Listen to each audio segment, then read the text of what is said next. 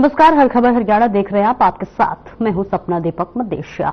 Bulletin का आगाज करेंगे। हरियाणा के कार्यकारी मुख्यमंत्री नायब सिंह सैनी शक्तिपीठ माता मनसा देवी के दरबार में पहुंचे, जहां उन्होंने माता मनसा देवी के दरबार में माथा टेका और आशीर्वाद लिया। इस दौरान उनके साथ उनकी धर्मपत्नी सुमन सैनी भी मौजूद रहीं। साथ ही बीजेपी के प्रदेश अध्यक्ष मोहन लाल बडोली ने भी अपनी धर्मपत्नी के साथ हवन यज्ञ में आहुति की।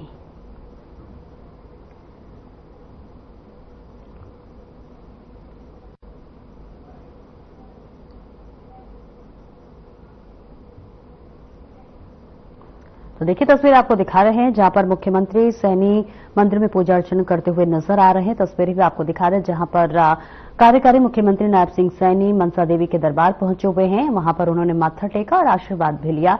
और इस बीच आपको बताते चले, मुख्यमंत्री के साथ उनकी धर्मपत्नी सुमन सैनी की भी मौजूदगी रही। इसके अलावा भी तमाम जो कार्यकर्ता और नेता थे वो उनके साथ मौजूद थे। और देखिए, पूरे व्यवस्था के साथ चाक चौबंद सुरक्षा के बीच मुख्यमंत्री सैनी माता के दरबार पहुंच रहे हैं और इस बीच वो माथा टेकते हुए भी नजर आए। तस्वीरें आपको दिखा रहे हो। देखिए, हरियाणा में चुनाव भी है, ऐसे में मां का आशीर्वाद जो है लेना भी एक तरह से खास माना जा रहा है।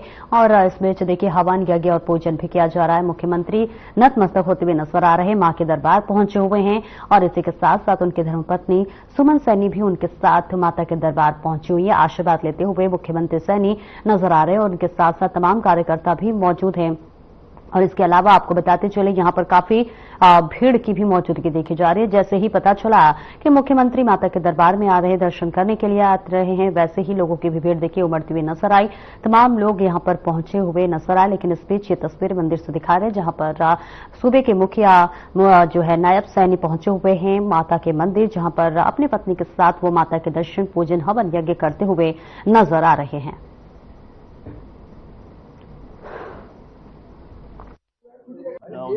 नहीं, आगे नहीं आ रहे हम। आज दूसरा नवरात्रा है। नवरात्रों के प्रदेशवासियों को, देशवासियों को मैं बहुत बहुत शुभकामनाएं देता हूं। प्रदेश के उज्जवल भविष्य की कामना करता हूं और देश के लोग स्वस्थ रहें और विकास की गति के ऊपर आगे बढ़े। ये हमारे पर्व, हमारी संस्कृति के साथ जुड़े हुए हैं। मैं मां के नवरात्रों की सभी प्रदेशवासियों को, देशवासियों को बहुत बहुत बधाई और शुभकामनाएं देता हूं। कहाँ इधर करूँ यार, ये कह रहे इधर कर ले, तू कर इधर कर ले।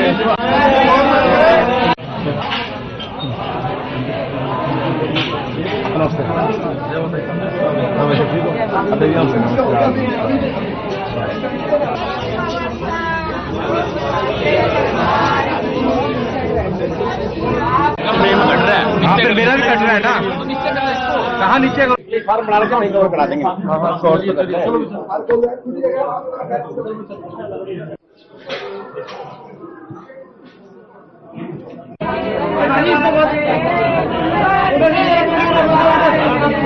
फार्म बना रखे, वहीं कवर करा देंगे। नहीं, आगे नहीं आ रहे हम, ये पीछे धक्का मार रहे हैं। नहीं, मैं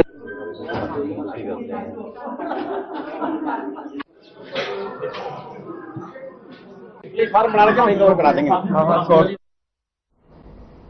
और हरियाणा विधानसभा चुनाव के लिए प्रचार पूरी तरह से थम चुका है। आखिरी दिन सभी पार्टियों के नेताओं और उम्मीदवारों ने अपनी जीत सुनिश्चित करने के लिए प्रचार में पूरी ताकत झोंक दी है। और इस बीच दौरान आपको बता दें कि सभी नेता विधानसभा चुनाव में अपनी जीत का दावा करते हुए नजर आए। तमाम दलों की ओर से मतदाताओं को अपने पक्ष में करने के लिए प्रत्याशियों और पार्टियों की तरफ से हर संभव कोशिश की गई। और सभी दलों के नेताओं, स्टार प्रचारकों और उम्मीदवारों ने बुधवार को प्रदेश में कई जगह रैलियां, जनसभाएं की। और अब प्रत्याशी और उनके समर्थन सिर्फ डोर टू डोर अभियान चला सकते हैं। अगर कोई नियमों का उल्लंघन करता दिखाई देता है तो उसके खिलाफ नियमों के अनुसार कार्रवाई की जाएगी। बता दें कि अब हरियाणा के सभी 9 सीटों के लिए 5 अक्टूबर को वोटिंग की जाएगी, जिसके नतीजे 8 अक्टूबर को सामने आएंगे।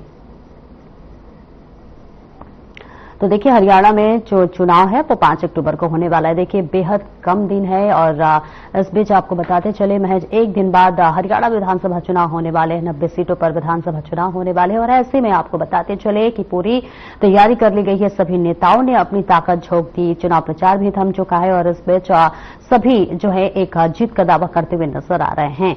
और इस बीच आपको बता दें हरियाणा में देखिए दो पार्टी यानी कि बात कर लेते हैं कांग्रेस और बीजेपी की, जहां पर ज्यादा कड़ा और बड़ा मुकाबला देखा जा रहा है। इसके अलावा भी जो छोटे दल है वो बेहद महत्वपूर्ण भूमिका निभाते हुए नजर आ रहे हैं। आप जानते हैं कि खासतौर से अगर हरियाणा का जिक्र कर ले तो हरियाणा में जो छोटे दल होते हैं वो गेम चेंजर के रूप में नजर आते हैं और ऐसे में आपने देखा था 2019 लोक विधानसभा चुनाव का अगर हम जिक्र कर ले तो देखिए बीजेपी तो सरकार बनाई लेकिन पूर्ण बहुमत नहीं मिल पाया, जिसकी वजह से जेजेपी के साथ 10 सीटों के सहायता से बीजेपी ने सरकार बनाई। तो यानी कहना ये अतिशक्ति नहीं होगी कि जो छोटे दल होते हैं वो कहीं ना कहीं हरियाणा में गेम चेंजर के रूप में जरूर नजर आते हैं और इस बार भी देखिए किसको बहुमत मिलेगी किसको नहीं, ये तो देखिए 8 अक्टूबर को पता चल जाएगा। लेकिन इस बीच सभी पार्टियों ने पूरी जोर आजमाइश के साथ पूरी ताकत झोंक दी थी और इस बीच देखिए आपको गठबंधन की भी कई तरह की तस्वीरें सामने आई थी, जहां पर बसपा के साथ इनेलो भी देखिए गठबंधन में थे। हालांकि आम आदमी पार्टी देखिए किसी के साथ गठबंधन में नहीं है। 90 के 90 सीटों पर आम आदमी पार्टी ने अपनी जो है प्रत्याशी उतारे और इसी के साथ साथ कांग्रेस भी 90 सीटों पर विधानसभा चुनाव लड़ रही है और बीजेपी भी 90 सीटों पर विधानसभा चुनाव लड़ रही है। इस बीच आपको बता दें कि अब हरियाणा में बिल्कुल भी वक्त नहीं है, एक दिन बाद चुनाव होने वाला है। उससे पहले ही तमाम पार्टी जो है अपनी अपनी जीत के दावे तो कर रहे हैं और हालांकि इनके जीत के दावे कितने पक्के होते देखिए ये तो 8 अक्टूबर को पता चलेगा। लेकिन इसके पहले तमाम तरह के देखिए ओपिनियन पोल भी सामने आए थे जिसमें कुछ भी कह पाना बहुत मुश्किल हो रहा है क्योंकि इस बार बराबरी का मुकाबला देखा जा रहा है। आपने देखा लोकसभा चुनाव में जिस तरह से 10 सीटों में से 5-5 सीटें कांग्रेस और बीजेपी के खाते में गई, इसलिए कुछ भी बता पाना जल्दबाजी होगी। और इस बीच ग्राफिक्स जरिए हम तस्वीर आपको दिखा रहे हैं। देखिए विधानसभा चुनाव का जिक्र कर ले तो कुल मतदाता 2 करोड़ 3 लाख से ऊपर है। पुरुष 1 करोड़ 7 लाख 75,957 मतदाता है। महिला मतदाता की बात कर ले 95 लाख 77,000 से ज्यादा है और वही थर्ड जेंडर की बात कर ले तो 467 मतदाता है। दिव्यांग की बात कर ले 1,49,000 से ज्यादा है। सर्विस मतदाता 1,09,271 है। वही 85 वर्ष से अधिक आयु की बात कर ले तो 2,31,000 से ज्यादा है। 8,821 से ज्यादा 100 वर्ष की उम्र के है। वही नई पंजीकृत की बात करें तो 1,29,392 है। आपको बता दें कि देखिए हरियाणा में 5 अक्टूबर को विधानसभा चुनाव होने वाले हैं। 8 अक्टूबर को नतीजे सामने आएंगे। 90 सीटों पर विधानसभा चुनाव हो रहे हैं। कांग्रेस के मेवा सिंह को उतारा गया है। गढ़ी सांपला किलोई से कांग्रेस के भूपेंद्र सिंह हुड्डा के सामने बीजेपी की मंजू हुड्डा हैं। बादली में बीजेपी के ओम प्रकाश धनखड़ के सामने कांग्रेस के कुलदीप व्यास हैं। कालावली में बीजेपी से राजेंद्र देशुजोधा तो कांग्रेस से शीशपाल सिंह मैदान में हैं। शाहबाद से बीजेपी के सुभाष कलसाना का सामना कांग्रेस के रामकरण से है। झज्जर में बीजेपी के कप्तान बिरधाना का मुकाबला कांग्रेस की गीता भुक्कल से है। बेरी में बीजेपी के संजय कबलाना का मुकाबला कांग्रेस के डॉक्टर रघुवीर सिंह कादियान से है। इसराना से बीजेपी से कृष्णलाल पवार और कांग्रेस के बलवीर सिंह वाल्मीकि मैदान में है। रादौर में बीजेपी के श्याम सिंह राणा के सामने कांग्रेस के बिशनलाल सैनी हैं, तो वहीं रेवाड़ी में बीजेपी के लक्ष्मण सिंह यादव का मुकाबला कांग्रेस के चिरंजीव यादव से है। सफीदोन से बीजेपी के रामकुमार गौतम और कांग्रेस के सुभाष गंगोली आमने सामने हैं, तो वहीं समालखा में बीजेपी से मनमोहन भड़ाना तो कांग्रेस ने धर्म सिंह छोकर को टिकट दिया है। साढौर में बीजेपी के बलवंत सिंह के सामने कांग्रेस की रेणु बाला है, तो वहीं सोनीपत में बीजेपी के निखिल मदान का मुकाबला कांग्रेस के सुरेंद्र पवार से है। कलानौर में बीजेपी की रेणु डावला का सामना कांग्रेस की शकुंतला खटक से है। कालका में बीजेपी की शक्ति रानी के सामने कांग्रेस के प्रदीप चौधरी हैं। खरखौदा में बीजेपी के पवन खरखौदा और कांग्रेस के जयवीर हैं। गोहाना में बीजेपी के डॉक्टर अरविंद शर्मा के सामने कांग्रेस से जगबीर सिंह मलिक हैं। नीलोखेड़ी में बीजेपी से भगवान दास कबीरपंथी के सामने कांग्रेस के धर्मपाल गोंदर हैं। बहादुरगढ़ में बीजेपी के दिनेश कौशिक के सामने कांग्रेस ने रजिंदर सिंह जून को उतारा है।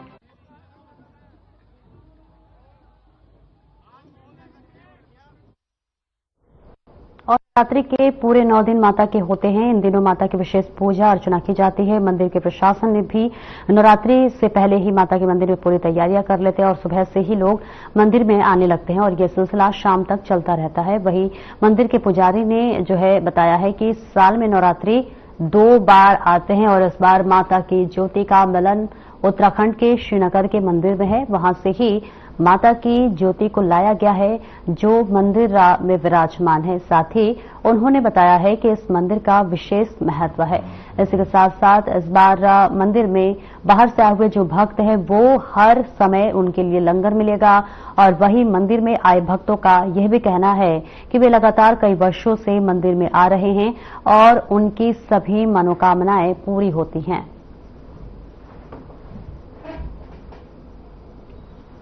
तो देखिए, आज शारदीय नवरात्रि का दूसरा दिन है और आज के दिन भी खास मान्यता मानी जाती है। आज जो है माता के ब्रह्मचारिणी के रूप की पूजा की जाती है और इसके भी खास मान्यता है। ब्रह्मचारिणी का मतलब देखिए तपस्या से होता है और माना जाता है कि जो है पार्वती जी ने काफी हजारों वर्ष तक पूजा अर्चना की थी, तपस्या की थी, तब जाकर उनका विवाह शिव जी से हुई। और इस बीच आपको बता दें कि कल से नवरात्रि शुरू हो चुका है। आज नवरात्रि का दूसरा दिन है और 9 दिन देखिए पूरे विधि विधान के साथ मां दुर्गा के 9 रूपों की पूजा की जाती है और इसी के साथ साथ देखिए अलग अलग ही जो है दिन के अलग अलग मान्यता हैं। और देखिए 9 दिन सुबह से लेकर शाम तक लगातार मंदिर में जोत जलाए जाते हैं। माता का जो है स्थापना की जाता है। कलश स्थापना के साथ साथ देखिए जो अंतिम दिन होता है उस दिन जो हवन पूजन करने के बाद माता के 9 स्वरूपों को जो है मद्देनजर रखते हुए 9 बच्चियों को जो है भोग लगाया जाता है, उनकी पूजा अर्चना की जाती है और जो है वो 9 दिन का जो एक तरह से कहें तपस्या होती है वो पूरा होती है। माना जाता है कि यहाँ पर 9 दिन जो भक्त हैं वो व्रत रखते हैं। हालांकि देखिए खासतौर से कुछ ऐसे भी भक्त हैं, तमाम जो लोग हैं तो वो शुरुआत के एक दिन और अंतिम दिन जो है व्रत रखते हैं। लेकिन ऐसे में माना जाता है कि ये जो 9 दिन होता है बेहद खास होता है। और देखिए कल से शारदीय नवरात्रि शुरू हो चुका है और कल से ही लगातार मंदिरों में भक्तों का तांता लगता हुआ नजर आ रहा है। सुबह से लेकर शाम तक मंदिरों में जो है भक्तों का तांता लगा रहता है। काफी संख्या में भक्त जो पहुंचते हैं माता की पूजा अर्चना करते हैं। नियम के अनुसार माता की पूजा अर्चना की जाती है, ज्योत जलाई जाती है और इसी के साथ साथ कुमकुम रोली अगरबत्ती से माता की पूजा अर्चना की जाती है। इसी के साथ साथ भोग भी लगाया जाता है। श्री महाकाली महादुकुंजनी मंदिर में हर 6 महीने के बाद आश्विन नवरात्र या चैत्र नवरात्र, इस बार आश्विन नवरात्र में माता जी की सर्वप्रथम ज्योति मिलन का हर 6 महीने बाद आयोजन किया जाता है। इस बार माता जी की ज्योति का मिलन हरिद्वार उत्तराखंड में धारी देवी जो श्रीनगर के पास में स्थित है, नदी के बीच में माता जी का मंदिर है, बड़ा सिद्ध पीठ है। वहां से माता जी की ज्योति का मिलन करा के ज्योति को लाया गया। आज प्रथम दिन नवरात्र से माता जी की अखंड ज्योति यहाँ विराजमान है। 9 दिन ये आयोजन बड़े धूमधाम से मंदिर में मनाया जाता है। आज पहला नवरात्र है तो इसलिए मैं सचली आया था दर्शन करने के लिए। और नवरात्रि पे मैं हर बार ही आता हूँ। ये तो मुझे माता रानी जब से बुला रही है मैं आ ही जा रही हूँ। बस मुझे सब कुछ दे दिया है माता रानी ने। मुझे बस एक लड़की की शादी है, मेरी लड़की की इस बार बहुत देर लगा रही है माता रानी। मैं बहुत खुशी हूँ। माता रानी लड़की ने मुझे बहुत संस्कार रखा, सब कुछ भी दे अपने घर जाएगा। मैं जब तक मुझे शक्ति देगी माता रानी मैं आती रहूंगी। माता रानी मुझ पर देर रखे। और हरियाणा के डीजीपी शत्रुजीत कपूर ने हरियाणा चुनाव को लेकर जानकारी दी है। उन्होंने कहा है कि हरियाणा 5 अक्टूबर को हरियाणा में होने वाले विधानसभा चुनाव को लेकर शांतिपूर्ण तरीके से संपन्न कराने के लिए हरियाणा पुलिस पूरी तरह से तैयारी है, मुस्तैद है और इसी के साथ साथ चप्पे चप्पे पर पुलिस की नजर रहेगी। तो हमारी पोलिंग है स्टेट के अंदर और इसके लिए समुचित सुरक्षा व्यवस्था की गई है। और जैसा कि आप जानते हैं 225 केंद्रीय सुरक्षा बलों की कंपनियां हरियाणा में तैनात की गई हैं और इसके अलावा करीब 30,000 पुलिसकर्मी और 21,000 से ज्यादा होमगार्ड और 11,000 जो हमारे स्पेशल पुलिस ऑफिसर्स हैं, एक्स सर्विसमैन, उनकी भी तैनाती की गई है। और इंटरस्टेट नाके हैं 218 और with in the state also there are नाकाज। इसी तरीके से जो हमारी फ्लाइंग स्क्वाड टीम्स हैं जो पूरे स्टेट के अंदर चेकिंग आजकल कर रही हैं और 60 करोड़ से ज्यादा की अभी तक सीजर हो चुकी हैं। और खबर नानौर से है, जहां पर अनाज मंडी में कांग्रेस की रैली के दौरान बड़ा हादसा हो गया। हादसे में एक युवक की बिजली के करंट लगने से मौत हो गई। जानकारी के मुताबिक सांसद दीपेंद्र हुड्डा के रैली में पहुंचने से पहले स्टेज के पास युवाओं के बीच में हुई धक्का मुक्की के चलते कुछ युवक बिजली के तारों में फंस गए और उनमें से एक युवक को बिजली का करंट लग गया। और इस बीच आपको बता दें कि तुरंत ही उसे नारनौल के नागरिक अस्पताल ले जाया गया, जहां से डॉक्टरों ने उसे हिसार के लिए रेफर कर दिया, लेकिन रास्ते में ही युवक ने दम तोड़ दिया। और इस बीच मृतक युवक गंगाबास का बताया जा रहा है।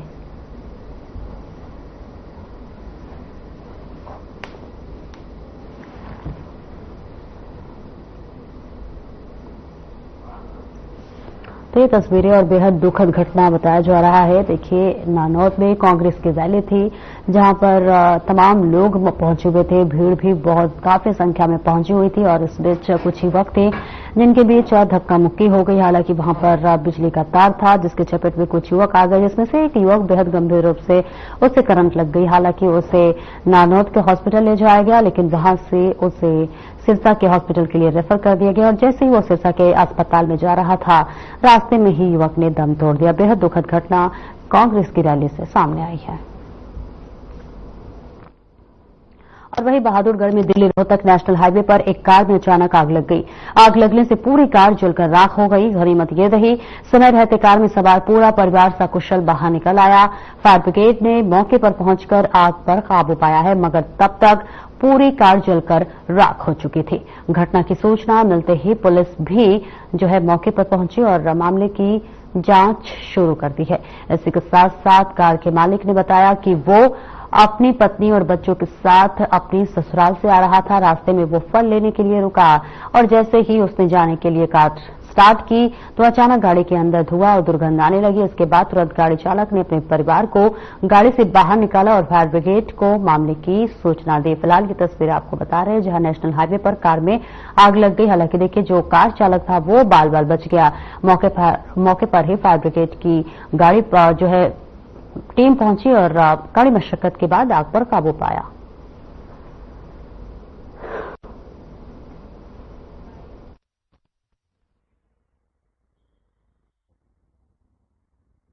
हम दिचाऊ से आए थे, नजफगढ़ दिचाऊ से।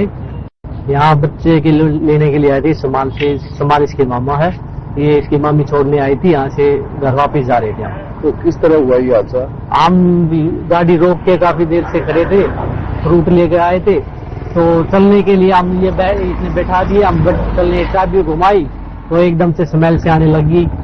फिर ये गुड़िया बोली पापा बहुत जोर से स्मेल आ रही है। तो मैं ठीक है, हम उतर गए। फिर उतरने लगे तो इतने गाड़ी में आग शुरू हो गई। तो आपका परिवार अभी सेफ है? हाँ, बिल्कुल सेफ है जी। हमारे पास कॉल आई थी, टोल के पास आग लग गई है, जान वाला कोई नुकसान नहीं है। बाकी फायर ब्रिगेड मौके पर बुला लिए, इन्हें आग बुझा दी है। स्थिति कंट्रोल में है? स्थिति कंट्रोल में है बिल्कुल। कुछ कारण पता चले अभी तक? नहीं, अभी तक कुछ नहीं। अभी बातचीत करने बाद पता चला किस कारण से आग लगी। तो परिवार अब सेफ है? हाँ, बिल्कुल परिवार सेफ है, कोई जान माल का नुकसान नहीं है। पास में पटाखे भी पड़े हैं? हाँ, हो सकता है जिनसे भी लगी हो, कुछ रीजन हो सकता है। बाकी इनसे पता करते हैं, पता करने के बाद। पटाखे मिले आप लोगों को? हाँ, मौके पर ही।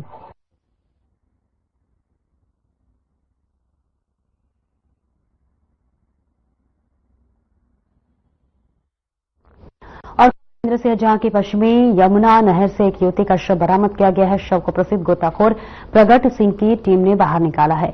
शव की शिनाख्त यमुनानगर की रहने वाली एक युवती के रूप में की गई है। आपको बता दें, पुलिस ने इस मामले को लेकर शव को कब्जे में लेकर के आगामी कार्रवाई शुरू कर दी है। इसको लेकर मृत युवती के परिजनों का कहना है कि उनकी लड़की स्कॉलरशिप के फॉर्म भरने के लिए 3-4 दिन पहले शहर में गई हुई थी, लेकिन कुछ घंटे के बाद ही उन्हें सूचना मिलती है कि उनकी लड़की ने नहर में छलांग लगा दी, जिसके कारण अभी तक मालूम नहीं है। फिलहाल ये तस्वीरें आपको दिखा रहे हैं, जहां पर आपको बताते चले कि यहां नहर से एक युवती के शव को बरामद किया गया है। कई दिनों से देखिए जो है युवती के शव को बरामद तलाश की जा रही थी, लेकिन इस बीच पुलिस को बड़ी हार सफलता हाथ लगी, जहां पर पुलिस ने मामले की जांच पड़ताल शुरू कर दी है। हालांकि युवती ने छलांग क्यों लगाई है, इसका कारण स्पष्ट नहीं हो पाया है। पूरी संजीदगी के साथ ये पता लगाने की पुलिस कोशिश कर रही है कि इसके पीछे का क्या कारण है। हालांकि परिजन ये बता रहे हैं कि जो युवती थी वो स्कॉलरशिप फॉर्म भरने के लिए गई हुई थी और बाद में देखिए उन्हें सूचित की जाती है कि उनकी जो पुत्री है वो जो है नहर में छलांग लगा दी है। फिलहाल पुलिस ने कई दिन से जो है युवती के शव को बरामद करने के लिए कई टीमें लगाई हुई थी, लेकिन अब पुलिस को जाके बड़ी सफलता हासिल मिली है, जहां पर युवती के शव को बरामद कर लिया गया है और अब पुलिस ये पता लगाने की कोशिश कर रही है कि आखिरकार युवती ने छलांग क्यों लगाया और इसके पीछे का क्या कारण था।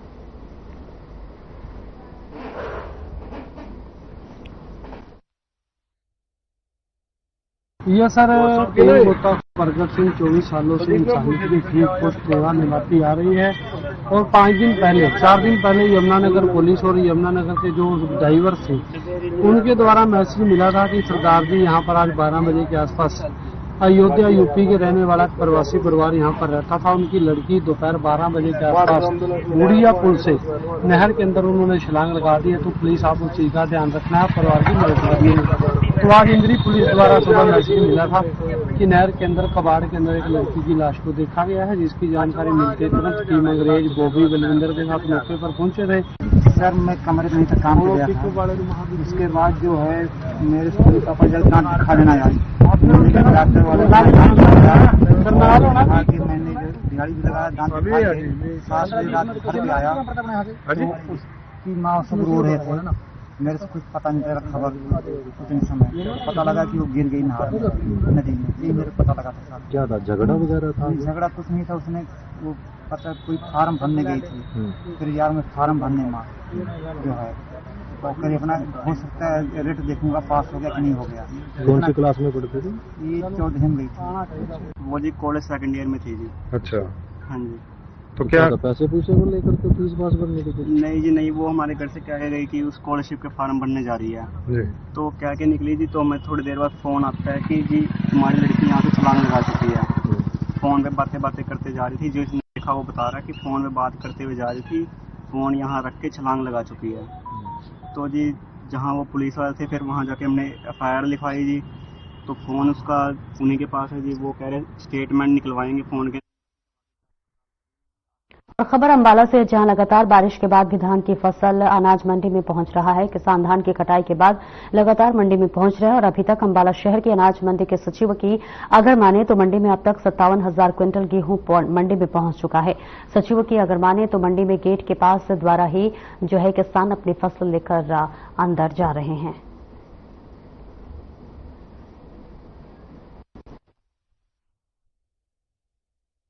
धान में अब तक 57,000 क्विंटल के लगभग मंडी में आ चुकी है एज पर गेट और उसमें से 26,312 लगभग 50% अगर सीरत खरीद लिया है और उसमें से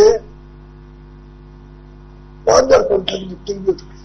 लेकिन लिफ्टिंग आज थोड़ी तेज की है इन्होंने और साहब ने मीटिंग दी है, ट्रांसपोर्टर भी मिला है और लिफ्टिंग थोड़ी तेज कर देंगे। यानी कि 50% परचेज हो चुकी है। आवक का 57,000 क्विंटल की 26,000 क्विंटल परचेज हो चुकी है। पिछले साल अब तक 1,46,000 क्विंटल थी टोटल अराइवल। इस साल अभी तक 57,000 क्विंटल आई है। फिलहाल मेरे साथ इतना ही और अब वक्त हो चला है डॉक्टर राकेश गुप्ता के साथ हमारे खास कार्यक्रम प्लस माइनस का। नमस्कार।